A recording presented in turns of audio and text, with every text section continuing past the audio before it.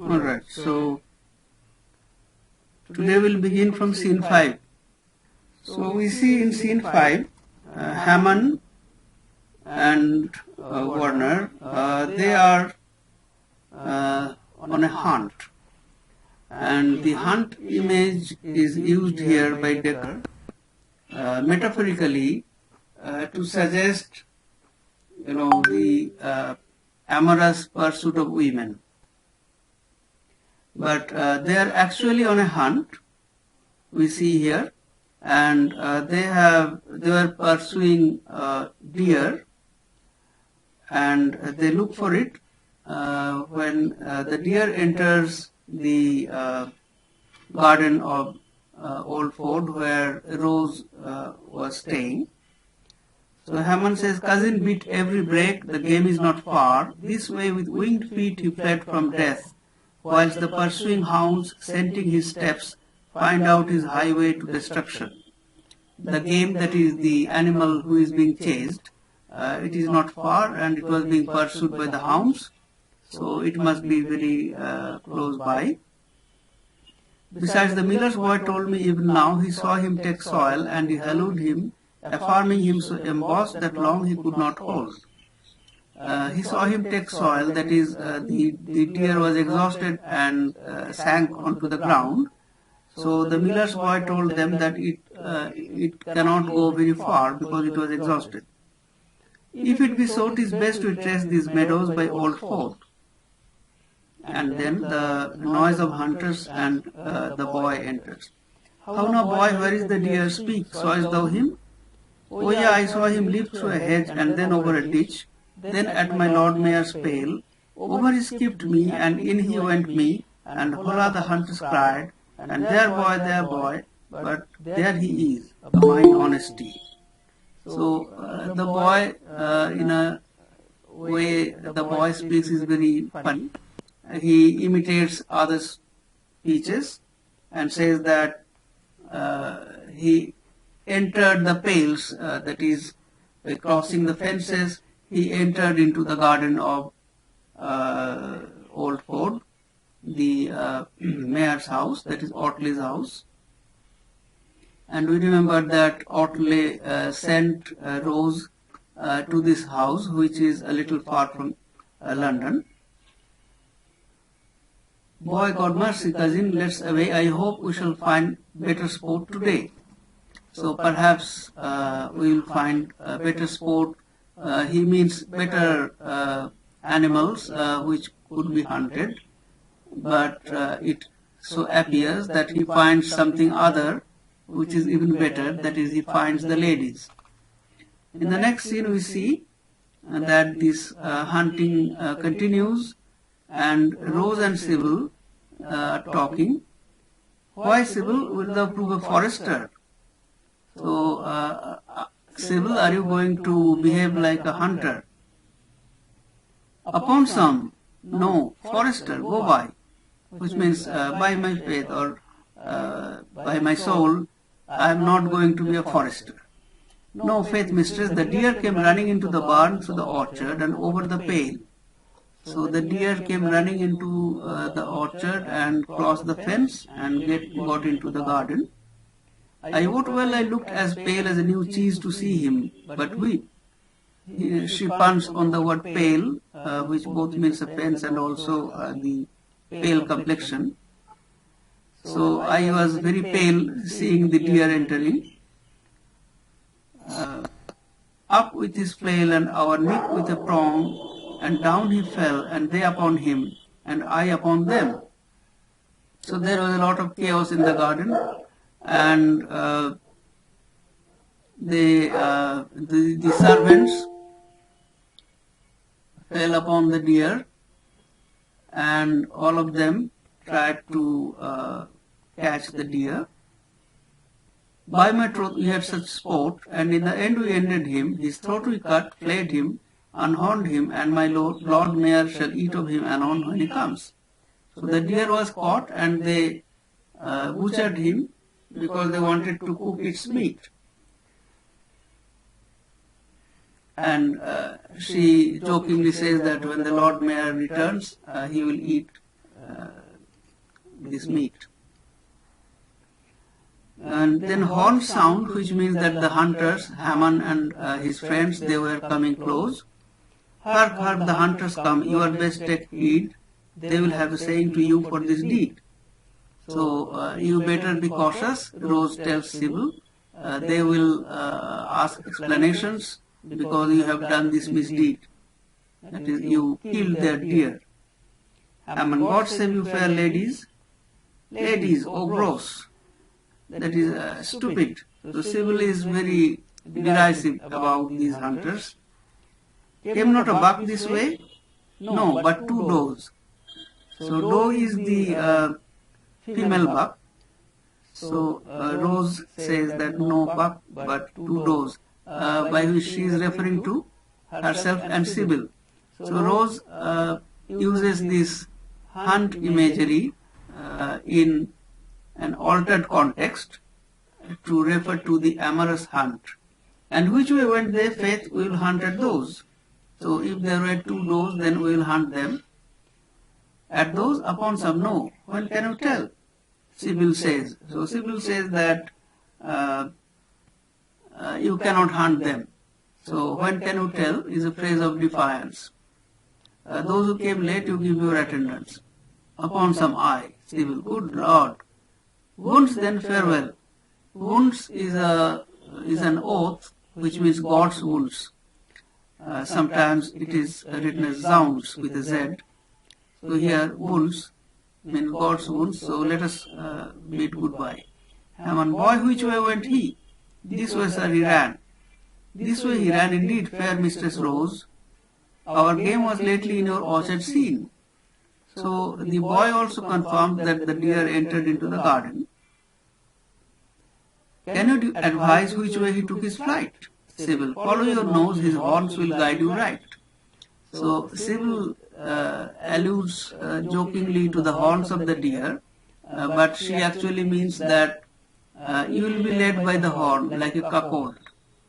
So proverbially, cuckolds developed horns. Thou art a mad wench. Wench means a girl. So Sybil is always kind of dismissive and derisive in her speeches toward these men. Then Rose says, trust me not I, it is not like the wild forest deer would come so near to places of resort. You are deceived, he fled some other way.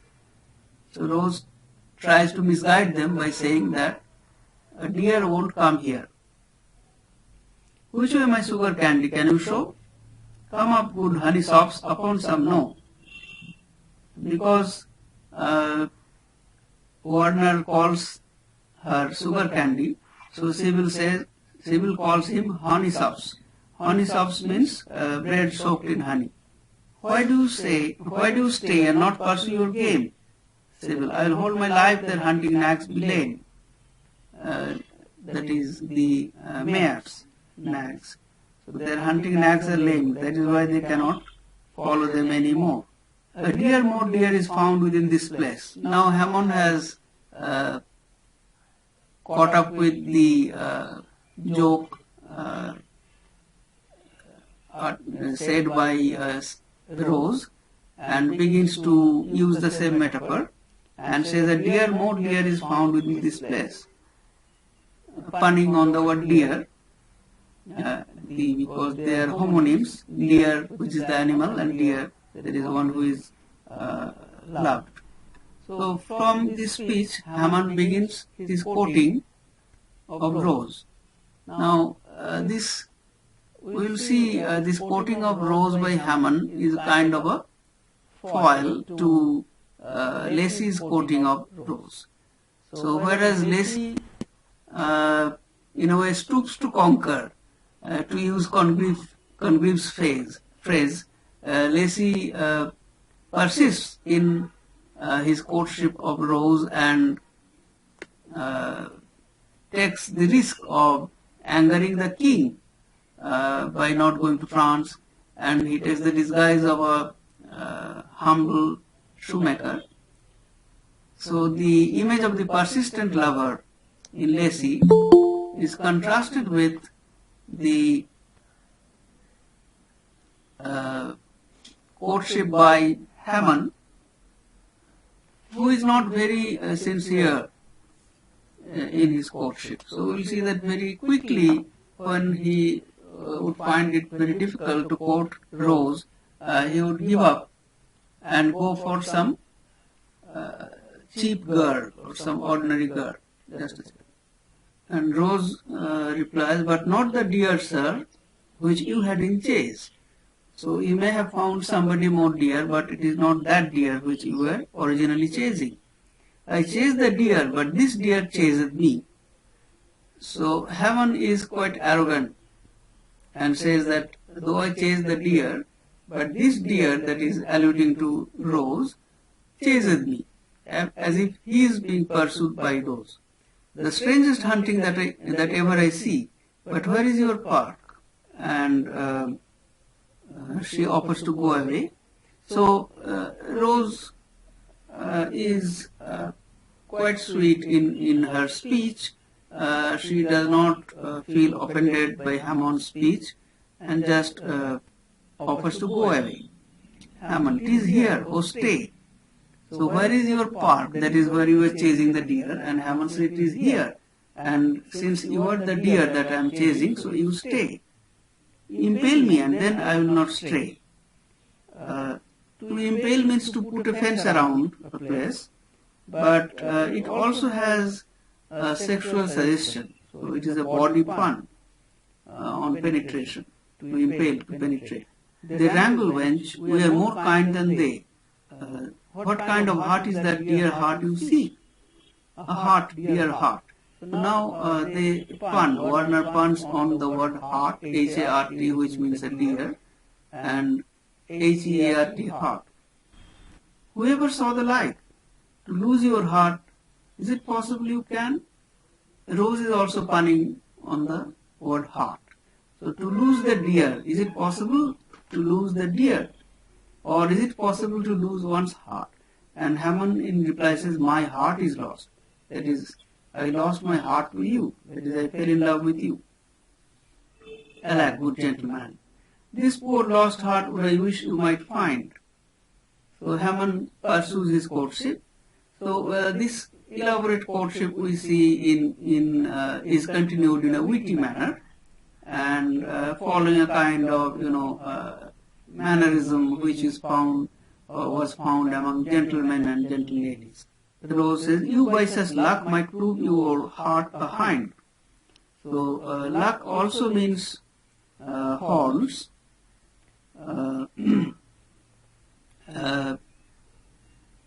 Horns of a cuckold.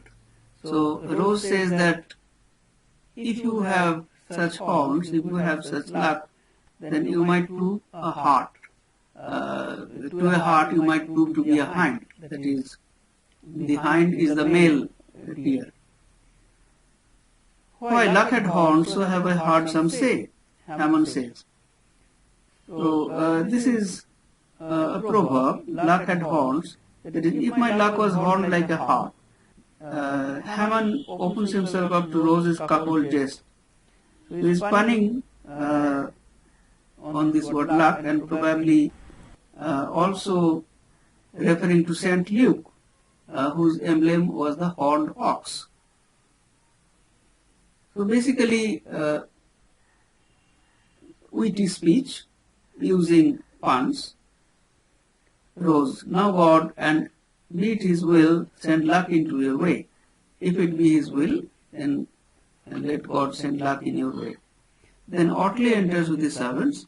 "What, Master Haman, welcome to Old Fort." Otley is quite happy to see Haman in his estate because Haman was a gentleman and Otley was looking for a gentleman for the hands of his daughter Rose. Civil, "God's pitikins, hands off, sir, here is my lord." Pity, diminutive pitikin. So God's pity, hands off, which means that in the meantime Warner was trying to, court Civil. So you take your hands off because my lord is here, that is Otley. "I hear you had ill luck and lost your game." It is true, my lord. I am sorry for the same. What gentleman is this? My brother-in-law. You are welcome both. Since fortune offers you into my hands, you shall not part from hence, until you have refreshed your wearied limbs. Go, Sibyl, cover the board, you shall be guest to no good cheer, but even a hunter's feast. So Audley invites them to lunch and says that since you have come to my place, you will not go away without food, but you will not have any kind of exceptional food, no good cheer, but you will just have ordinary staples, which is a hunter's feast. Now, ironically, they will be offered probably the meat of the same deer. So the hunters feast, the hunters eat the animal that they kill. So they will truly be given the hunter's feast. I thank your lordship, cousin, on my life for our lost venison I shall find a wife. So venison is the deer meat. So we lost the venison, but I found a wife. Audley, in gentlemen, I will not be absent long. Then in an aside he says, this Hammond is a proper gentleman, a citizen by birth, fairly allied. How fit an husband were he for my girl? A citizen by birth, which means that he is a nobleman by birth, that is not by purchasing the title. How fit an husband were he for my girl? And he is apparently he belongs to the middle class, not high nobility, because he is a citizen. So Hammond is quite happy that he has found somebody from his own class, the middle class.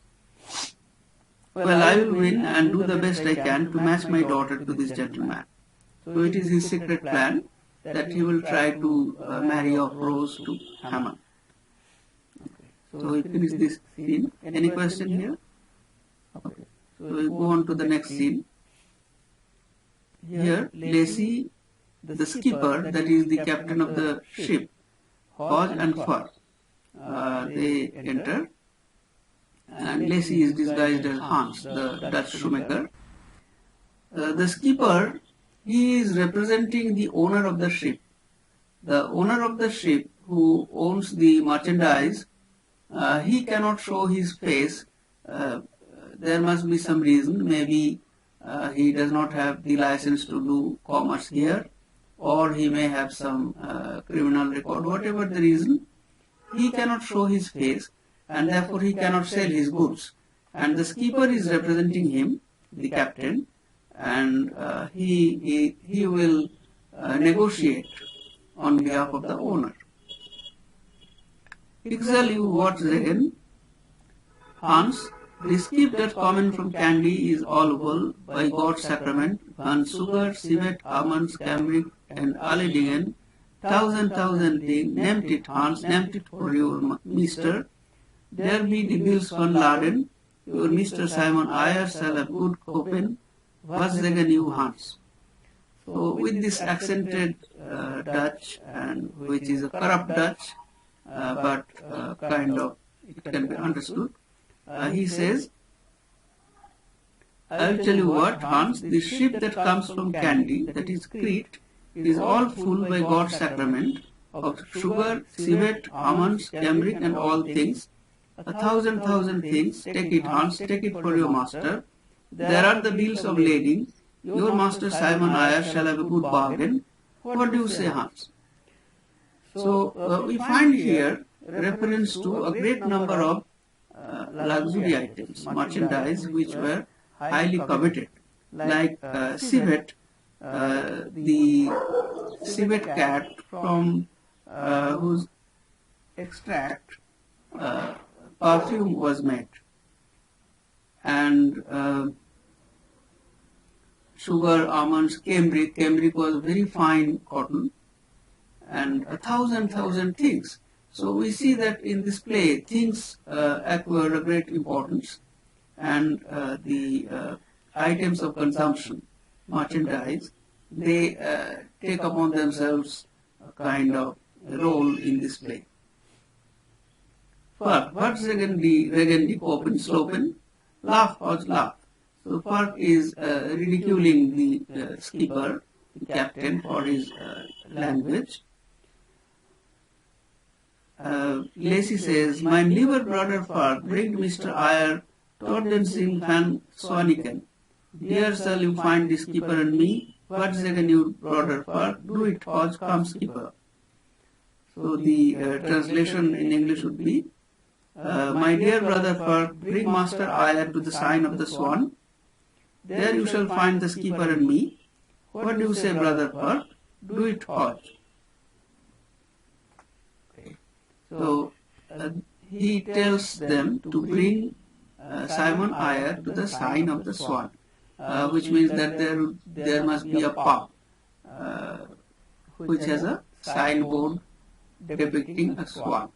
So these were all public drinking places, which in England are called pubs, where Hans will be there with the skipper, with the captain, and he tells Hodge and Park to bring Simon there so that the negotiation can be carried out. "Bring him," quoth you. "There is no hurry to bring my master to buy a ship worth the lading of 200,000 or 300,000 pounds. Here the amount is extremely exaggerated. 2 or 300,000 pounds. Now the editor points out in a note that probably the original manuscript contained 200 pounds, and Dekker cancelled it and modified it to 2,000 pounds. But the printer printed both 100 and 1,000, and thus it has become unnecessarily an enormous amount. So basically, what Park says is that it is no joke. It is a serious matter. Here is no knavery, means it is no joke. It is a serious thing because my master is going to buy a ship full of goods worth a lot of money. Alas, that is nothing, a trifle, a bauble horse. So he says that it is a trifle to my master. It is nothing for him to buy. He knows full well that Simon Eyre does not have so much money. So he is being kind of sarcastic here. The truth is, Park, that the merchant owner of the ship dares not show his head, and therefore the skipper that deals for him, for the love he bears to Hans, offers my master Eyre a bargain in the commodities. So the captain of the ship, he offers Hans a very good rate, bargain, a very good rate for these commodities. He shall have a reasonable day of payment. He may sell the wares by that time and be an huge gainer himself. So if Simon is able to purchase these goods, then he will be able to bargain a lot and will get a lot of money. But can my fellow Hans lend my master 20 porpentines as an earnest penny? Porpentine means porcupine. So what Hodge wants to say is potag, that is the Portuguese gold coin. But instead of saying potag, he says porpentine, which is a malapropism. So he says that can Hans lend Simon some money, 20 potags, for this purpose? And Hodge corrects him, "Potags thou would say, here they be, for hark they jingle in my pocket, little St. Mary Overy's bells." Like St. Mary Overy's bells. So Hodge explains this malapropism for the audience, because even the Elizabethan audience will not understand why Park is referring to porcupines. So he says that you mean potags, and there in my pocket 20 potags. I am carrying the money which he was carrying for Hans, and he says that he can give it to Simon. And they jingle in my pocket like St. Mary Overy's bell. St. Mary Overy was a church in Southwark in England, and Overy, it was called Overy because it was over the river. Then the scene becomes more colorful as Simon and Marjorie enter. for, "Mom, here comes my dame and my master." So these are the ordinary expressions by which they usually refer to Simon and Marjorie. They call Marjorie the dame and Simon the master. Now, as Simon will grow rich and then he will be elected the sheriff, then we will see that they will change these addresses and they will address Simon and Marjorie differently. "She will scold on my life for loitering this Monday." So Marjorie is definitely going to scold the workers because they are not working, they are loitering. But all is one, let them all say what they can. Monday is our holiday. Now Monday was traditionally holiday for the shoemakers. Now after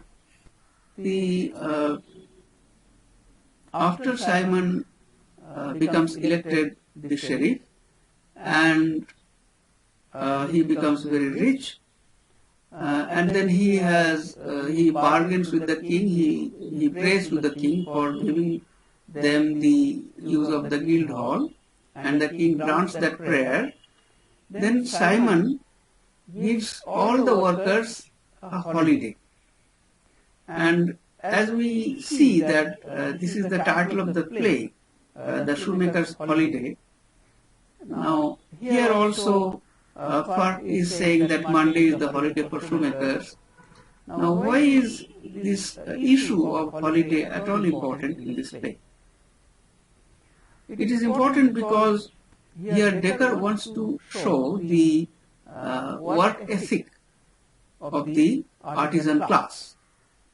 These people, they work very hard and they celebrate by having an additional holiday when one of them, Simon, becomes very rich and becomes the Sheriff of London. So the celebration of holiday suggests that we remember its etymological meaning. So originally, holiday meant a holy day. So a holy day on the Christian calendar would be celebrated as a holiday when people won't work.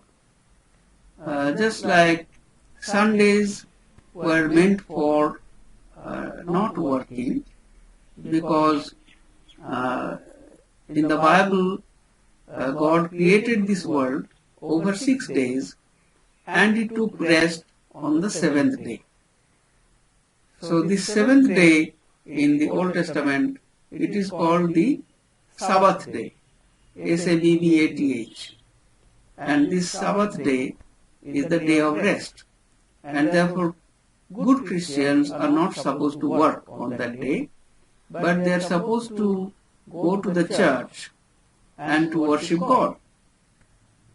And because of this convention, Christians go to the church on Sunday mornings in their best attire. Therefore, we understand that the ethos of holiday is connected to the ethos of religiosity. So the work ethos of the people must also be punctuated by, or the work must be punctuated by, a day of rest following the Christian tradition or the biblical convention. And that is why holiday becomes important here. Holiday also suggests merrymaking and mirth. And since it is a comedy, there is a lot of mirth, a lot of celebration, a lot of fun and merrymaking as Simon is elected the sheriff. So we have these two aspects associated with the word holiday. One is the celebration, the enjoyment and revelry, and other the work ethics and the sacred convention of observing the Sabbath on Sunday or punctuating work with holiday. you sing, Sir Sauce, but I beshrew your heart. I fear for this your singing we shall smart. So Marjorie calls him Sir Sauce, that is saucy youth. So you sing, you are enjoying yourself now, but because of this, we will smart. That is our financial interest will be hurt because you are being lazy and you are not working. Smart for me, dame. Why, dame? Why? Master, I hope you will not suffer my dame to take down your journeyman. So Hodge kind of complains to Simon that you, I hope, will not allow your wife to bully your workmen, your workers. For if she take me down, I will take her out. Yeah, and take her down to a buttonhole lower. To take down in the first use in Park's speech, if she take me down, it means to humiliate. So if she humiliates me, then I will take her down and I will take her down a button lower. So here is an obscene or a body allusion suggestion, and Iyer says, peace, Park, not I, Hodge. So Park, you shut up, and he tells Hodge that I will not allow my wife. By the life of Pharaoh, by the Lord of Ludgate, by this beard, every hair whereof I value at a king's ransom, she shall not meddle with you. So Iyer is very prone to swearing and using these expressions like the Lord of Ludgate. But Pharaoh, life of Pharaoh, there is a very strange oath that he is taking. So he is always using an outlandish language. And he says that by this beard, that is asserting his masculinity. And when he says that I value every hair of this beard. Peace, you bombas cotton candle queen, away, queen of clubs, quarrel not with me and my men, with me and my fine fur, I'll furk you if you do. This expression, bombas cotton candle queen, I used earlier also. So, candles with wick made of cotton was very expensive. And queen means a prostitute. So, he calls his wife this kind of a prostitute and says that you do not quarrel with my men. Yeah, man, you may use me as you please, but let that pass. So Marjorie says that as a husband you have the license to say whatever you want to me, but let that pass. That is, I do not mind. Let it pass, let it vanish away. Peace, am I not Simon Iyer? Are not these my brave men, brave shoemakers, all gentlemen of the gentle craft? So here we see this repeated allusion to the shoemaking's craft as a gentle craft. And he also calls his men gentlemen. So by this we understand that he asserts or he emphasizes the middle class origin of his men. So they all belong to the middle class. Gentleman in the sense of the middle class man. And as different from peasants.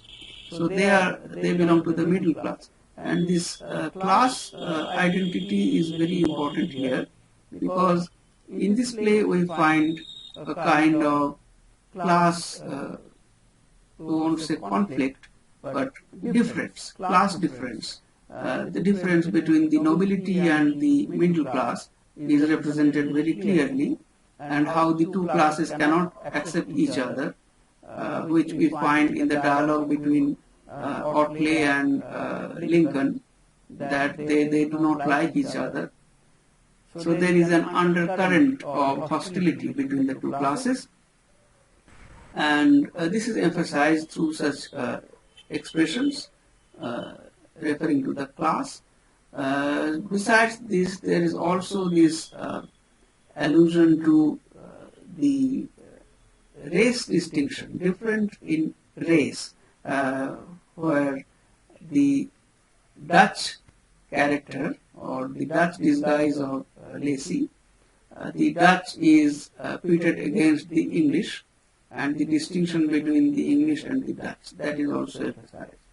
So Simon says that I am the famous Simon Iyer. Prince am I none, yet I am nobly born, as being the sole son of a shoemaker. Prince I am none. That is, I am not. I do not belong to the nobility. I am not an aristocrat. Yet I am nobly born, because I am born the son of a shoemaker, which indicates Simon's pride in his race, in his caste, in his birth, and he would repeat this sentence later again. Prince I am none. When he will be elected the Sharif, he will repeat this sentence. So the suggestion that even though he is not by birth a nobleman, but his birth is not ignoble either. He is nobly born. So because the shoemaker, a shoemaker also has a prestige of his own, and therefore it is not a humble birth. So here you see the kind of pride that the artisanal class took in their class identity, and I suppose they also felt themselves to be superior to ordinary villagers or peasants, because they were not only citizens, which meant that they belonged to a city, they were city people, but they were also middle class, and in France they were called bourgeoisie. So bourgeois comes from the word bourg, which means a city. So both, whether in French or in English, citizen or bourgeois, that refers to the city origin of this class. So they are the working class, they are the artisanal class, they are the middle class, and they are different both from the peasantry and the aristocracy. Alright, so I will stop here. I suppose I know that we lost some time in the morning. Or do you want me to continue for another 10-15 minutes?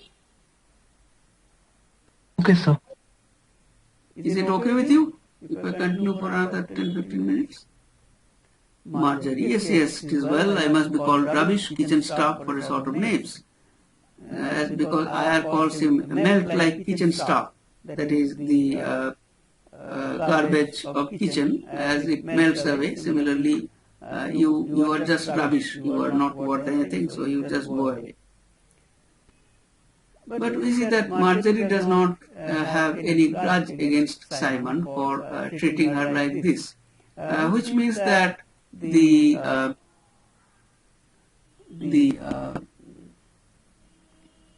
patriarchal attitude of Simon or of Haman when Haman was talking to Rose, the patriarchal attitude presented by the different characters in this play, that is never questioned. Which means that Dekker, at least in this play, he is so much immersed in the patriarchal psyche that it is never questioned. So there is no kind of feminist challenge put forth by the female characters in this play. They all seem to accept the way they are treated by their husbands. Nay, dame, you shall not weep and wail in woe for me, master, I will stay no longer. Here is the venantry of my shop tools, adieu, master, Hodge, farewell. So Fark pretends that he is leaving the job, he is quitting the job because of Marjorie's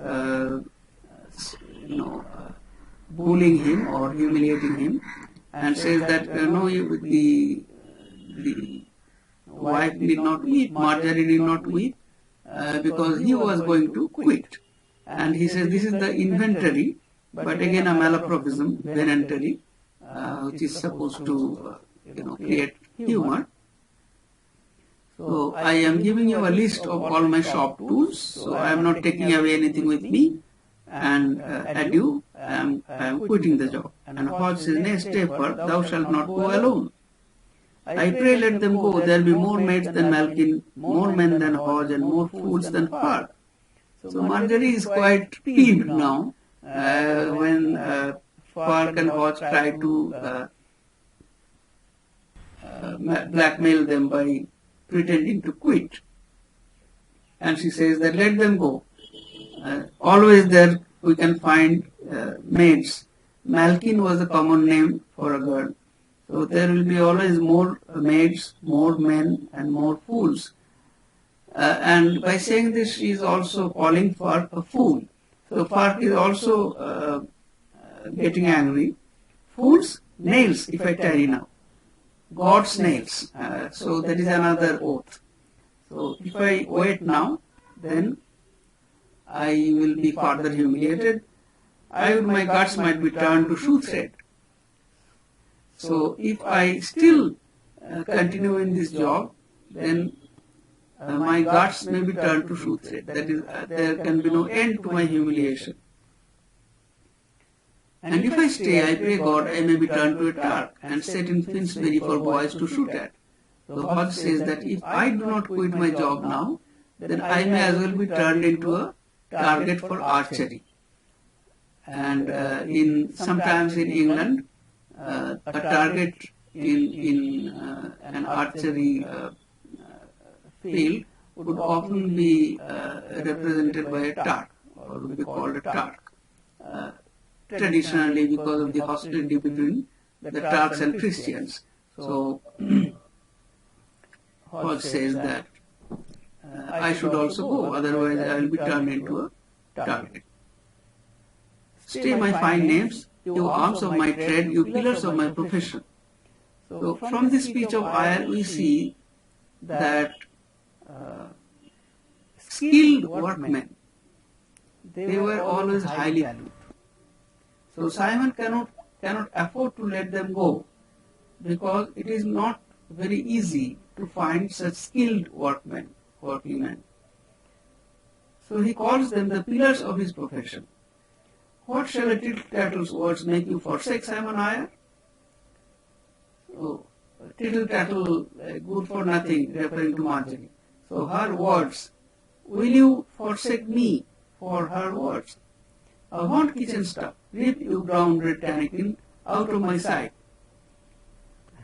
Brown bread was considered inferior, so he calls her brown bread Tannikin. Again, a diminutive form, diminutive of Anne. So, Anne was a common name of English girls also. So he tells her to go away, move me not, out of my sight, move me not. That is, do not make me more angry. Have I not taken you from selling tripes in Eastcheap and set you in my shop, and made you hail fellow with Simon Eyre the shoemaker? So before I married you, you were an ordinary girl selling tripes. So from that situation I rescued you by marrying you, and I made you the hail fellow, the bosom fellow of Simon Eyre. So obviously Simon takes great pride in himself for being a shoemaker gentleman. And now do you deal thus with my journeyman? Look, you powder beef queen, on the face of Hodge, here is a face for a lord. So you are a cheap prostitute, powder beef queen, and Hodge is like a lord. So you better do not humiliate them. Fark. And here is a face for any lady in Christendom. So Fark says, yes, if Hodge is a lord, then Marjorie is also any lady in Christendom. He is satirically or sarcastically saying this, because Marjorie is no lady. But ironically, Marjorie is going to be a lady. Once Simon is elected the sheriff, then she will be a lady. And we will see this transition of Simon and Marjorie from middle class people to a lord and a lady. And this is also one of the important themes of this play.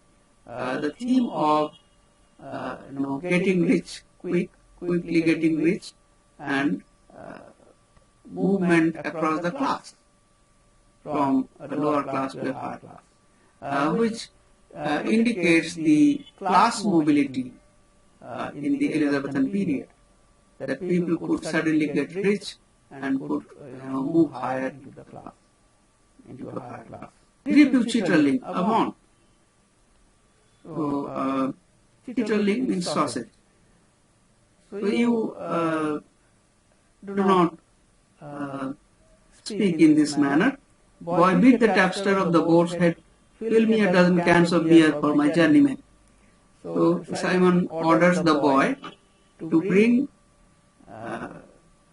drink beer for these workers to satisfy them or to make them happy.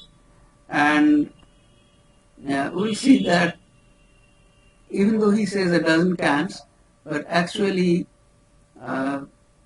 he tells the boy to stop when he brings only 2 cans.